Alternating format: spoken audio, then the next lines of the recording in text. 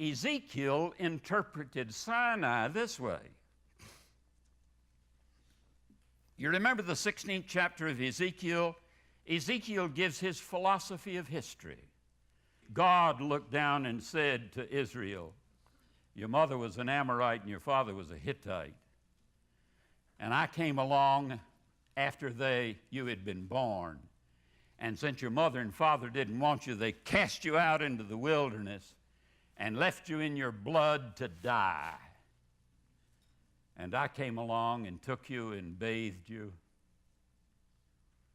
and fed you and clothed you and cared for you and nurtured you until you reached the age of love. And then I laid my cloak across you and claimed you as my bride. Isn't that interesting? That's Ezekiel's philosophy of his national history. So I've decided that Sinai is not a legal covenant, it's a marriage covenant. Because God said, you will be to me a treasured possession. That's a very interesting word in the Hebrew, segulah. It's not common in the Old Testament. It is a jeweler's term. It is an object of great value. It is an object of exquisite beauty, and it is an object that gives you infinite delight. Now, I don't know about you, but that's the way I feel about Elsie.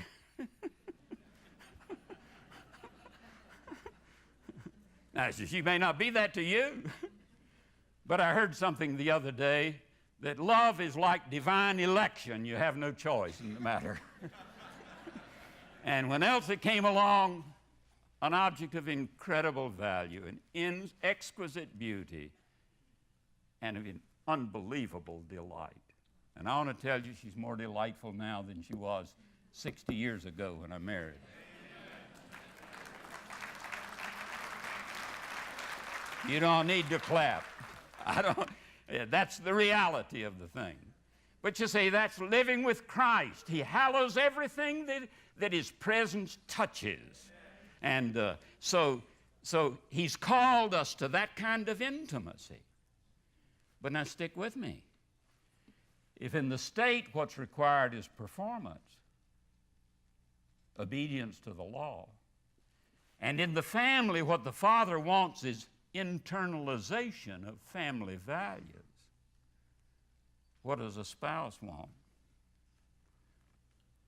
Elsie can put up with all of my idiosyncrasies and with all of my limitations and failures, as long as one thing is true. She is without rival or competitor in my soul and in my heart. Because you see, in that relationship, what is required is a total self-giving, unconditionally and forever. Now that's what God wants out of me. And that's what God wants out of you. And you know,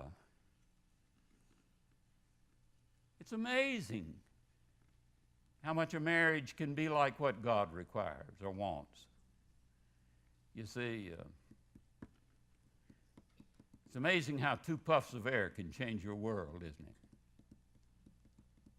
it? Elsie and I long since lost our wedding license.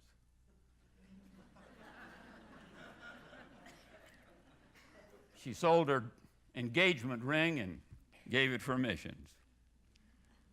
But how do I know I was married? I'm married. 2 puffs of air. I do.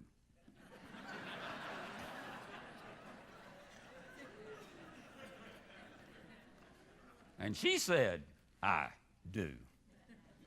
And we walked out, and she left father and mother and family, all those relationships, and she's followed me all these years. And the incredible thing is, almost without a complaint.